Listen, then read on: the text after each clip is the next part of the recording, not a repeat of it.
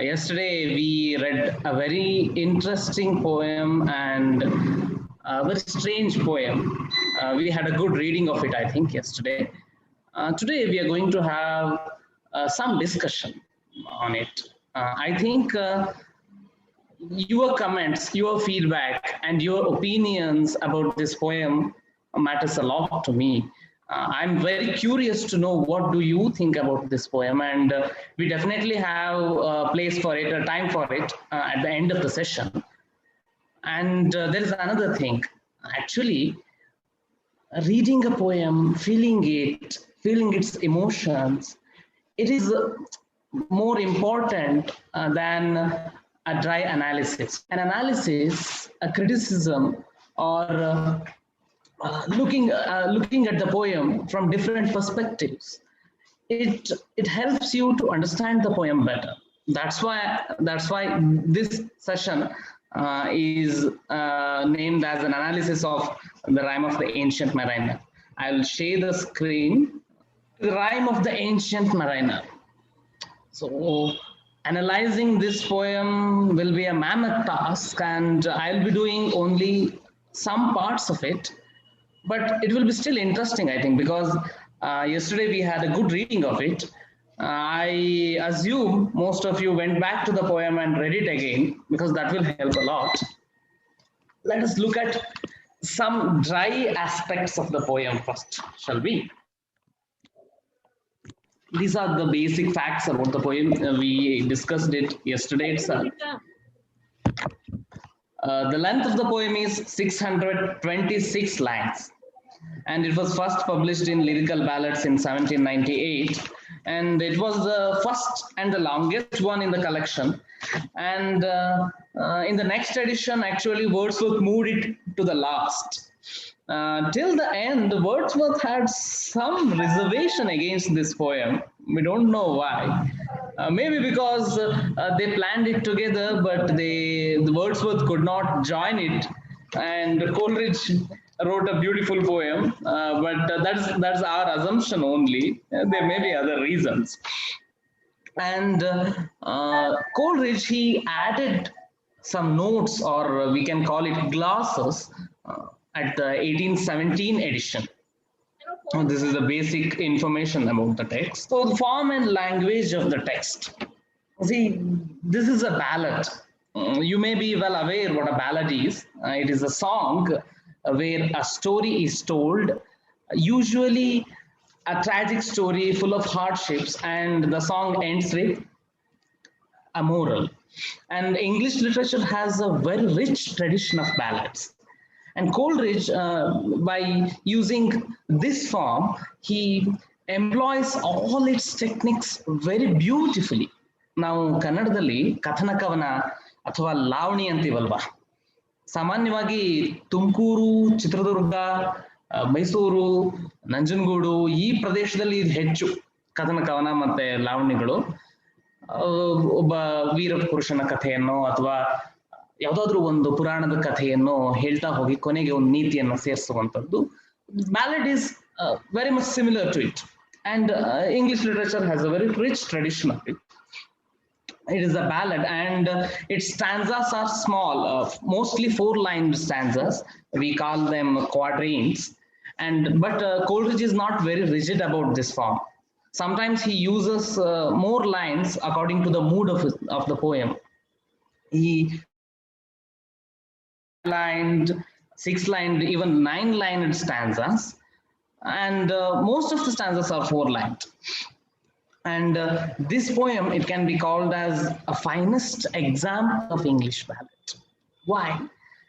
Because Coleridge employs all the techniques of the traditional ballad and updates them with the stormy, flashy things of romanticism. The spirit of romanticism is included in the poem, and there is something magical in the poem, magical to the ballad, which is totally Coleridge's contribution or his age's contribution. And the language of the poem is very simple but very effective. We just fall into the story as soon as the story begins. Just look at how the poem opens. There was an ancient mariner and he stops one of the three guests. That's all. The story starts. And once the story starts, you get bored nowhere. It's just as if Coleridge is using this language, the simple and beautiful language as a road where no, what do we call, speed breakers. There are no speed breakers. You just go and you almost get into a different realm. Okay, and there is another interesting thing about this poem. Coleridge uses archaic expressions in it. What do you mean by archaic expressions? Which means he uses some old English expressions, old English words like biddeth, upright, aprist, stoppeth, etc. They were not in use during Coleridge's time. He lived in the 18th and 19th century, but he uses the forms of 14th and 15th century English. Why is that? What was his intention? Probably these words, these archaic words, these words which were more nearer to Middle English, they gave an ancient or traditional ballad like look to the poem. That is my assumption. But they add beauty to the poem. That's what matters, I think. Okay. Now, let us have a look at the title of the poem. You might all be thinking, what is wrong with the title? It is very straightforward, no? Actually, no. But there is a different layer of meaning to it. It actually has a different meaning. On the first reading, you think the rime of the ancient mariner means a song of an old mariner, that's all, right? No, the spelling of rhyme is not R-H-Y-M-E, but it is R-I-M-E. The word rhyme also means frost. Frost, you might know frost, which is formed in very cold conditions, and it blurs things. It obscures things, and it may harm you if you are exposed to it. ತುಂಬ ಥಂಡಿಯ ಶೀತದ ಪ್ರದೇಶದಲ್ಲಿ ನೀವು ನಿಮ್ಮ ದೇಹದ ಭಾಗನ ಅದಕ್ಕೆ expose ಮಾಡಿದ್ರೆ ಹಿಮವ್ರಣ ಆಗಿ convert ಆಗುತ್ತೆ. So we call it frostbite, right? So it's dangerous. So ಈ ಎಕ್ಸ್ಪ್ಲನೇಷನ್ ಕೊಟ್ಟು ನೀವೇನು ಹೇಳಕ್ ಹೊರಟಿದ್ದೀರಿ ಅಂತ ನೀವು ಕೇಳ್ಬೋದು. Interestingly, in the poem, the ancient mariner is also called frosty. Frosty old man. Why is he called frosty? Symbolically, it may be suggesting that the ancient covered with some kind of frost because it obscures things, no? And in the poem, he has to make clear certain things and refine his kindness, because his kindness was frosted, it was corrupted, it was almost killed, and he finds it again. So the title itself is suggesting the story in the poem. And there is another phrase, ancient marine. Ancient, what do you mean by ancient? Okay, Coleridge, he's an English poet. He might well have an English dictionary, so he knows the difference. He knows there is a simple word exists, right? Old. So you could have used the word old. Why did he use ancient? Think about it. The word ancient also suggests a kind of timelessness, right? Which means he was there for a long time. And probably he will be there for a very long time also, right? So by adding the word ancient, he's suggesting that this ancient mariner, this man, this old man, is actually a timeless being. He's just going on repeating his story again and again. Ashwatthama, comparing to Ashwatthama in Mahabharata, because think about it, the old mariner is very much similar to Ashwatthama, because Ashwathama also did a terrible crime. He tried to kill a baby in the womb, right? Ashwathama, ಉತ್ತರೆಯ ಹೊಟ್ಟೆಯಲ್ಲಿರುವಂತಹ ಮಗುವನ್ನ, ಅಭಿಮನ್ಯುವಿನ ಮಗುವನ್ನ ಕೊಲ್ಲೋ ಪ್ರಯತ್ನ ಮಾಡ್ತಾನೆ. ಅದು ಸಾಯುತ್ತೆ, ನಂತರ ಕೃಷ್ಣ ಅದನ್ನು ಬದುಕಿಸ್ತಾನೆ. But he did a terrible crime indeed, and the punishment given to him was not death. It was to wander all over the earth with the weight of guilt on his heart. So you can, I mean, he is also a timeless being. No, if you take Mahabharata literally, Ashwathama is still wandering among us, telling his story again and again, right? So the ancient Maran is also a such being. He is a timeless being. He will be there forever. He will remind us of something. Okay, now where the poem is set, and when is it? What is the timeline of the poem? We are not sure in what century the poem is set. The poem, there is no suggestion of it, but it is definitely after the age of exploration, which takes us to which happened in 15th and 16th century. ಯಾಕಂದ್ರೆ ಇಲ್ಲಿ ಅಂಟಾರ್ಕ್ಟಿಕಾದ ಪ್ರಸ್ತಾಪ ಬರುತ್ತೆ, ವೋಯೇಜ್ ನ ಪ್ರಸ್ತಾಪ ಬರುತ್ತೆ. ಅಷ್ಟು ದೊಡ್ಡ ಪ್ರಮಾಣದ ವೋಯೇಜ್ ಆಗಿರುವಂತದ್ದು ಏಜ್ ಆಫ್ ಎಕ್ಸ್ಪ್ಲೋರೇಷನ್ ನಂತರ. So it is after the age of exploration. And there is another interesting fact. Antarctica was first explored in 1775. It is very much near to Coleridge's lifetime. So we can assume that it was in somewhere in 17th or 18th century. Okay, and in what place the poem happens? There are actually two different narratives. So there are two different physical environments in the poem, right? One narrative, it happens on the land, one is on the sea. The wedding guests narrative, it happens on the land, and the ancient mariners narrative, it continues on the sea. So judging by the Scottish words Ken and Kirk, we may assume that it happened in Scotland. There is another reason for it. Scotland is ballads. So it is safe to assume that the story on land happens in Scotland.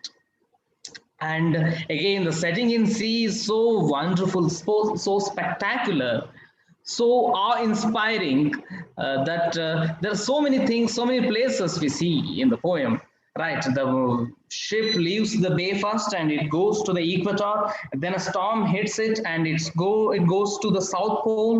There it encounters the threatening icy climate.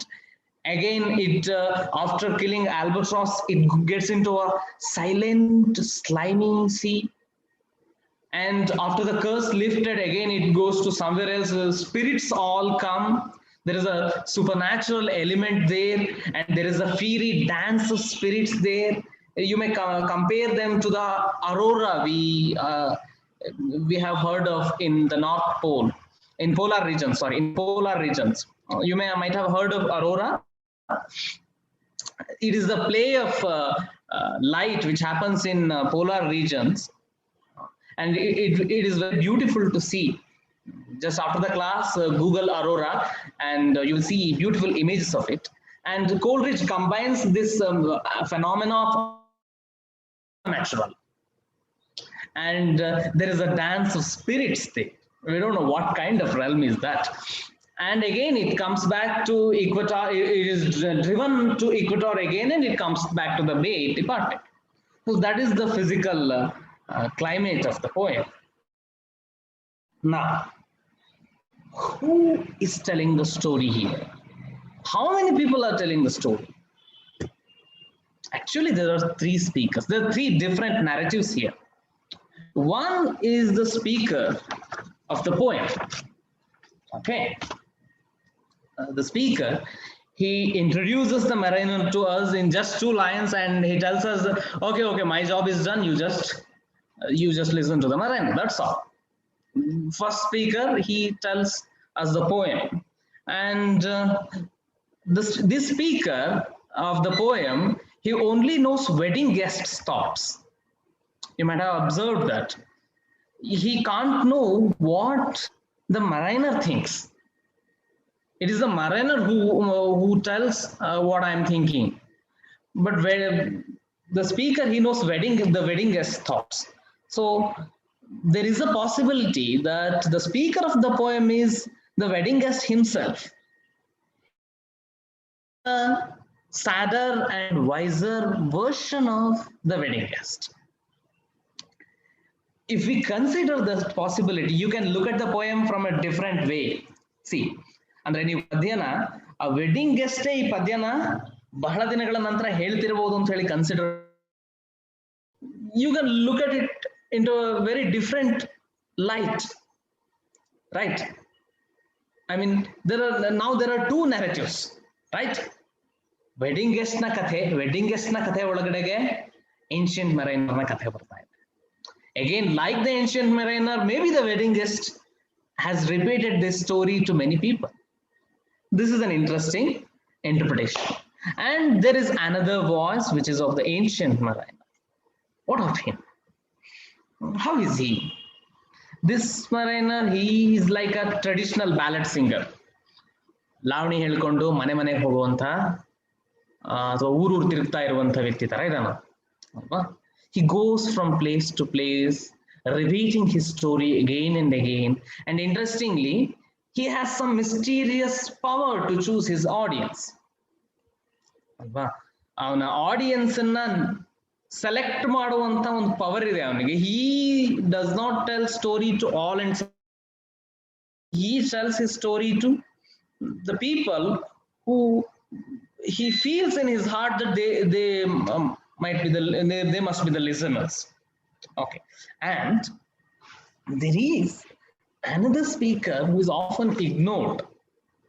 Okay, added glosses. If you read the poem Ancient Mariner, you might have observed that there are notes on the side of the poem. Okay, the notes are like pointers.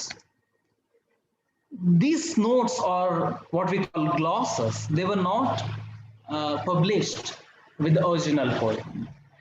It was in 1817 Coleridge added these glosses.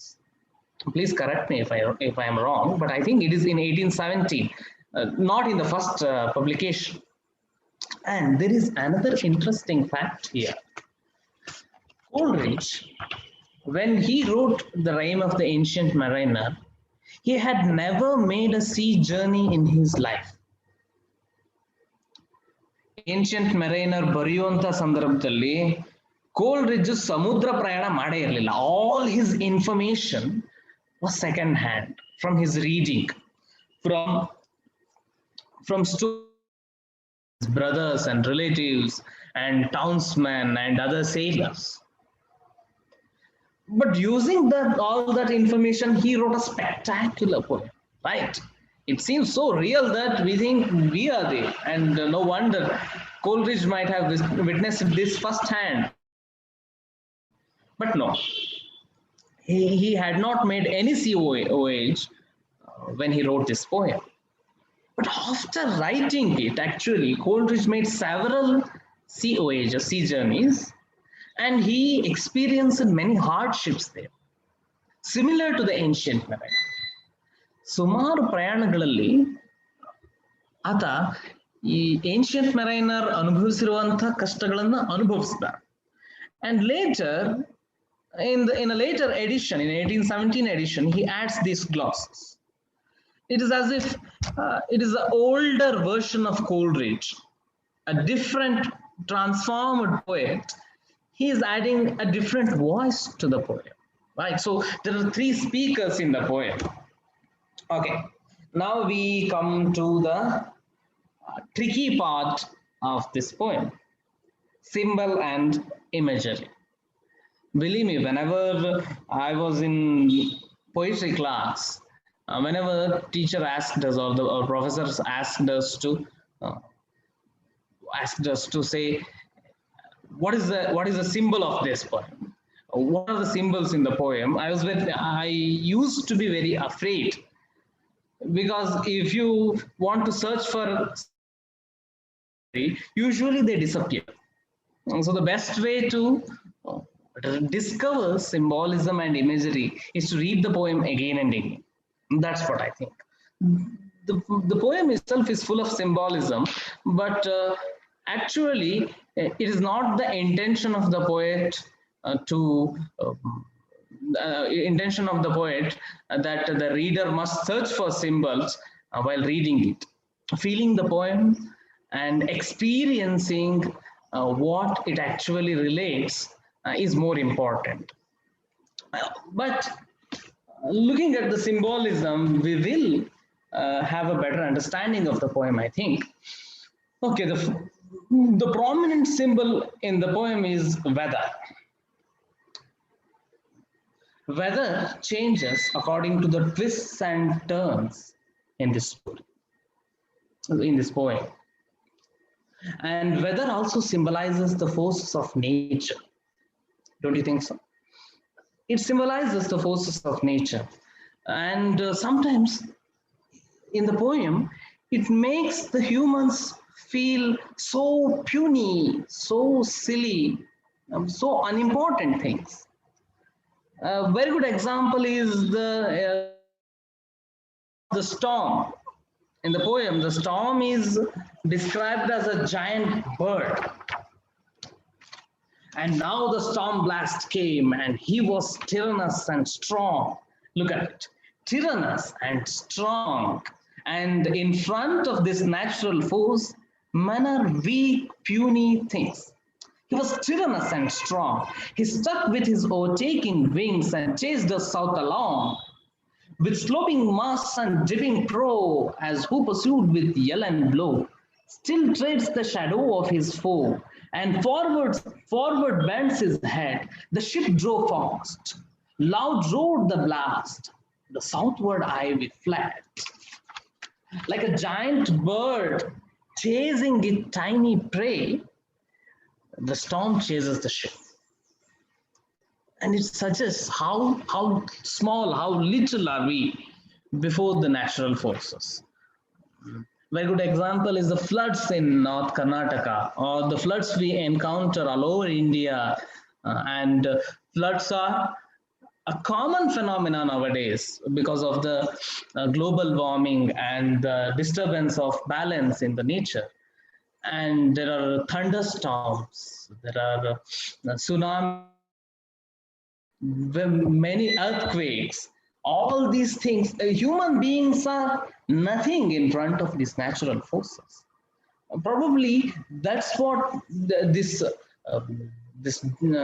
depicting the storm as a giant thing, suggesting that thing.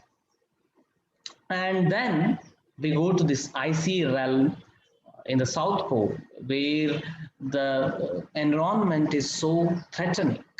Actually, the ice, are the forms in ice, they threaten these people. The ice was here, the ice was there, the ice was all around. It cracked and growled and roared and howled like noises in a swamp.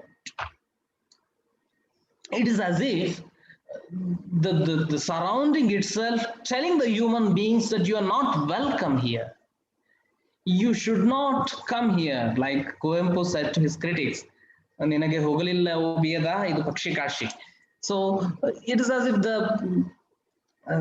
environment itself is threatening people. Don't come here and don't harm us. Don't spoil things. And interestingly, Coleridge connects this weather phenomena into supernatural element. He brings a soul. I mean, he's suggesting that the natural phenomena has a soul. Often in the modern world, we tend to look at earthquake, tsunami, storms as non-living things. But actually, they might be they might be executing the feeling of the earth itself, and earth has its own personality. They might be suggesting that. Okay, next, the next symbol is moon. And in this poem, moon is very instrumental in bringing on the punishment on the sailor. And it is also instrumental in his penance. And it is a symbol of transformation too. It is a symbol of new perspective, because when in the daylight, when the mariner sees those sea creatures in the poem, he does not like them. But then the night comes. Night comes and he looks at them and he says, "Oh, happy living things. They're nice, they're beautiful." Says that he admires them. So the moonlight helps him to look at things in a different way. Okay, then we go to the albatross. The albatross is called a Christian soul in the poem. And in Christian symbolism, Jesus is sometimes compared metaphorically to a bird. So it is symbolically a representative of Christ, his teaching of compassion, his teaching of goodness or brotherhood. And it also represents the beauty in nature. See, whenever you see something beautiful in nature, it fills your heart with happiness, right? When you see a beautiful waterfall, or when you see a butterfly, when you see a bird, it just fills your heart with happiness. But when you harm it, you are committing a great sin. So albatross, it symbolizes the beauty in nature too. And it also represents the goodness in our hearts, the innocence in our hearts. And when we kill that innocence, when we kill that goodness inside us, then terrible things happen to us. Then we spoil our souls. And there is another interesting interpretation that might symbolize Coleridge's mother. Now, Coleridge, he had a very good relationship with his father, but the relationship with his mother was a bit problematic. So he did not love her either. There is so much, the interchange of love and hate there. And some critics think, I have a reference to that essay at the end of the presentation, some critics think it might be a reference to his mother, because it symbolizes mother's compassion, her kindness, and the serene beauty we see in her mother. Okay, that is one interpretation, but that is not mine. Nothing is mine here. Actually, I borrowed everything, but that is another information. Okay. Next, a prominent symbol is the ancient mariner himself, right? In my opinion, he symbolizes Coleridge himself. He represents Coleridge himself. Because like the ancient mariner, Coleridge also endured loneliness, depression, suicidal thoughts, and with new visions. He also endured a spiritual journey through the realm of spirits. And he suffered a lot because of his opium addiction. And he came out of it with gems. He contributed to English literature.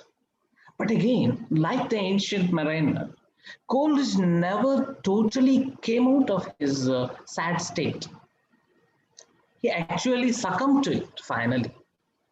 Like the ancient mariner, he had to tell his story again and again.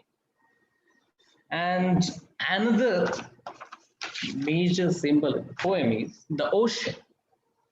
What does the ocean represent here? The ocean represents the mysteries of human soul. See, the ocean may seem calm, and but under the calm sea, there are thousands of bizarre things going on, bizarre phenomena going on. The human personality is also like a calm ocean, but behind it, thousands of different emotions and desires lurking. And when we commit a crime, when we do something terrible, when we hurt some innocent being, then those terrible thoughts and terrible desires uh, here I remember a story by Oscar Wilde. It is a beautiful story. You should read it.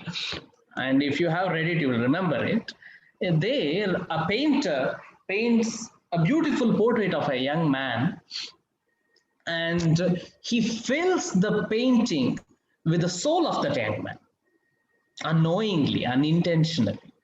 And this young man, he goes on committing one terrible thing after another, and all the terrible crimes, they exhibit themselves on his face, on his painting, on the face of his painting.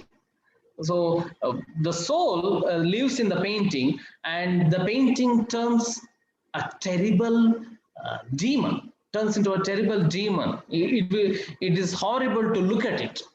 So the story suggests that whatever we do, whatever action, whatever terrible thing we commit, they actually have some sort of effect on our personality. The ocean is a very good symbol for that. Now, what are the prominent themes in this poem? Pride, garva, ಕನ್ನಡದಲ್ಲಿ ಹೇಳೋದಾದ್ರೆ ಗರ್ವ. But on the surface, you may think that there is no pride there, right? It is not it is not so visible, but there is pride. Yes, this mariner is a representative of human pride, that we are the superior beings on this earth. Why does he kill that albatross? We don't have a clear answer, but he thought that the albatross is not an important thing on this earth. That's why he killed it, no? Why do we destroy natural resources? Why do we destroy rivers? Why do we not care about the life of animals?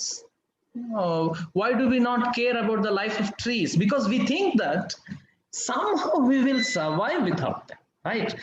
That is a human pride. ನನ್ನ ಬಹಳ ಒಳ್ಳೆ ಸ್ನೇಹಿತರಿದ್ದಾರೆ. Whenever we are discussing this climate change, these disasters, he says, ರೀ ಮನುಷ್ಯ ಹೇಗೋ ಬದುಕೋತಾನೆ ಕಣ್ರಿ, ಮನುಷ್ಯ ಬುದ್ಧಿವಂತ ಕಣ್ರಿ, ಹೇಗೋ ಬದುಕೋತಾನೆ, ಅವ್ನು ಏನೋ ಒಂದು ಹೊಸ ಟೆಕ್ನಾಲಜಿ ಇನ್ವೆಂಟ್ ಮಾಡಿ ಅವ್ನು ಬದುಕೋತಾನೆ. So the assumption behind that, the idea behind the statement is that human beings are superior to other things. They're even superior to natural forces. So, and this poem is a story of breaking his pride, right? It punishes him, it makes him helpless, it drives him from place to place, and it leaves a permanent mark on his soul.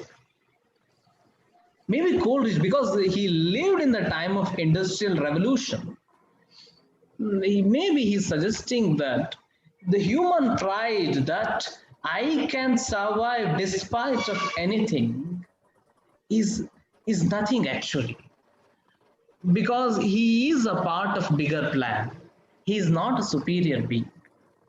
Okay, but even after 200 years of this, after the 220 years after this poem, we haven't overcome that pride yet, right? Why are we building apartments on dead lakes?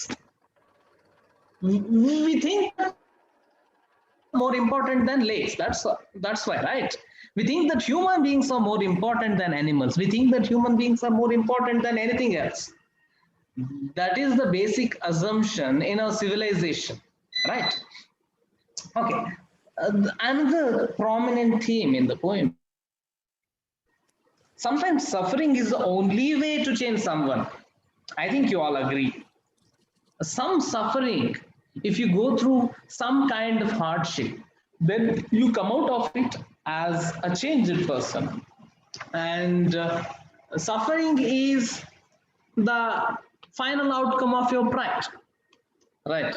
Now we human beings are paying a price for our pride in the form of floods and in the form of unnatural sorry, in the form of untimely rainfall, thunderstorms. Nothing is happening as it used to be. Okay, now I have a question for you here. Okay, you can answer at the end of the session, or you can type your answers and in the chat box. Okay, think about it. What is the worst form of punishment the mariner has to suffer in the poem? Okay, he goes through many hardships. In your opinion, what was the worst punishment for him? Okay, so by doing that, I will know what are your thoughts about the theme of suffering, right? What is the worst form of suffering here? There are two mentioned earlier, right? The death for other sailors and life in death for our ancient mariner. But there are another hardships he goes through. He has to relate his story again and again, and he feels terrible pain until he does so, and he watches his companions die, and many other things. So, what do you think is the worst form of punishment for the mariner in the poem? Okay, you can type your answers in the chat box. Okay, we'll go to that later. The next theme is isolation. The mariner was alone without any companions on the sea. Alone, alone, all alone, alone on a wide, wide sea. It also represents the loneliness of human beings in this modern world. We are all connected in this digital world. Still, we are very much far from emotionally. We are very far from one another. So the poem talks about isolation. And the mariner, because he endured isolation there, he loves the company of men, right? He loves to walk with that wedding guest as much as he loves to tell his story. He loves to walk with that wedding guest. And Coleridge is a poet who knew the taste of loneliness for a long time. He was a sickly boy, and most of his playmates, he did not have any playmates at all. And he played with himself from the beginning. And he did not have a very happy family life. And like Wordsworth, he did not have, he was not brought up in a very beautiful environment. The place his house was situated was not a picturesque place. His village is beautiful, of course, now, but it was not a picturesque place. And in his school too, he was not much of a conversation expert. He was lonely most of the time, and because of his addiction, his loneliness increased. And transformation, right? Whose transformation it is speaking about? Transformation of the mariner, right? From a person who mindlessly kills an innocent being, finally he preaches. So that is the transformation we see. And the transformation of the wedding guest is also very much visible in the poem, right? The next day he wakes up as a sadder and wiser man, right? So what about you? After reading this poem, did you see any transformation in you? This theme ಈ ಥೀಮ್ನ ನೆಪದಲ್ಲಿ ನಾವು ಇನ್ನೊಂದು ವಿಚಾರ ಮಾತಾಡಬಹುದು.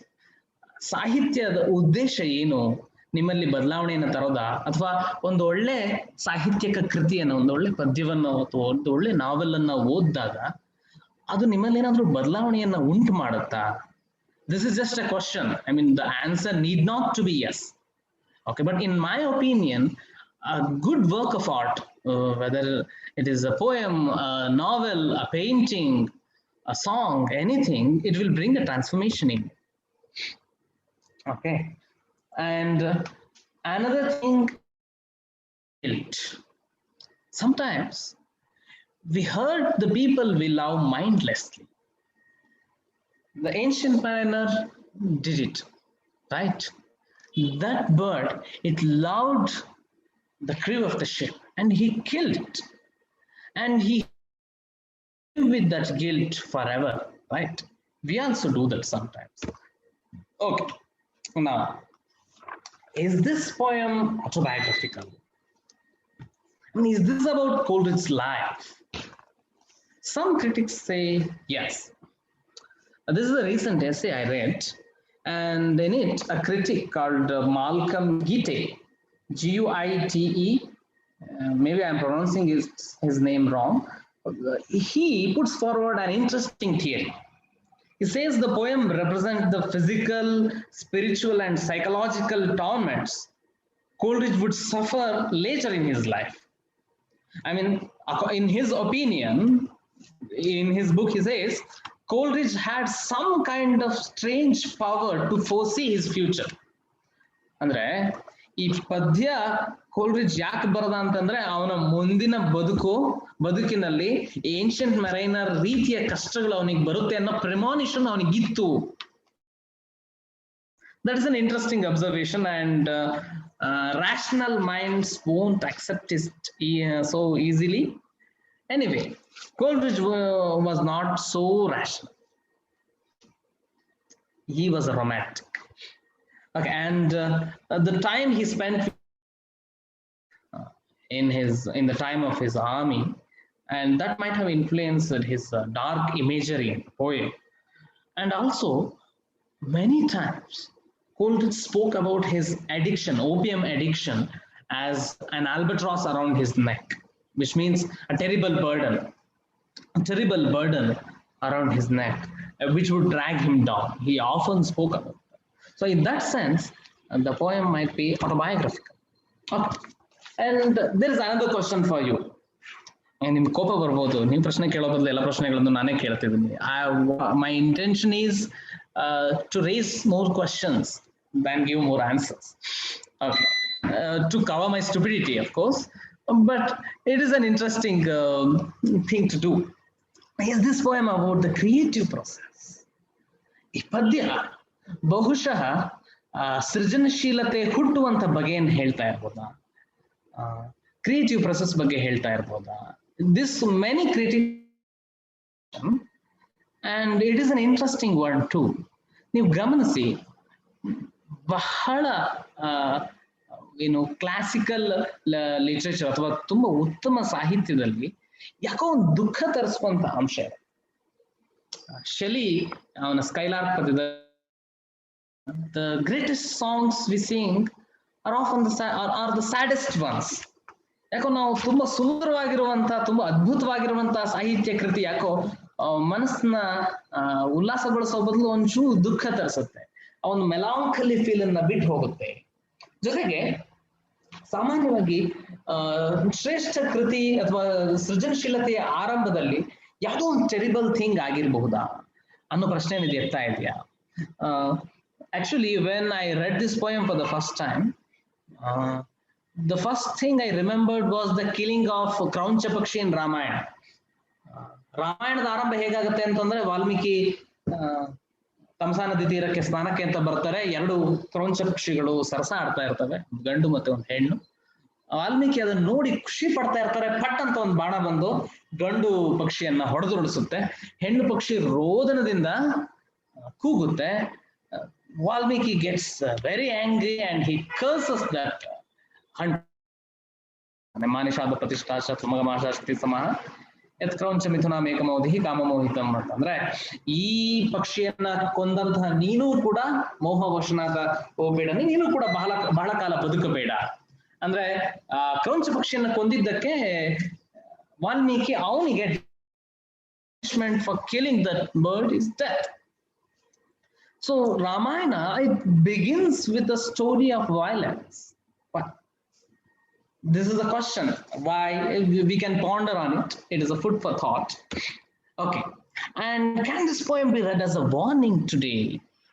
This is the image of an albatross pakshiya chitra idu, and we can see lots of waste we have thrown into the ocean. It got into its small stomach. ನಾವು ಎಸ್ದಿರುವಂತಹ ಕಸ ಗಲೀಜು ಅವೆಲ್ಲ ಅದರ ಹೊಟ್ಟೆ ಒಳಗೆ ಸೇರ್ಕೊಂಡಿದೆ. In a way we are all ancient mariners. ನಾವೇನ್ ಮಾಡ್ತಾ ಇದೀವಿ, ನಮ್ಮ ಸ್ವಾರ್ಥಕ್ಕೋಸ್ಕರ needlessly we are killing things, right? And we have to suffer one day. We will suffer, and we are suffering actually, and we will there are more suffering in store for us in the future. And in this sense, this poem can be read as a warning for us.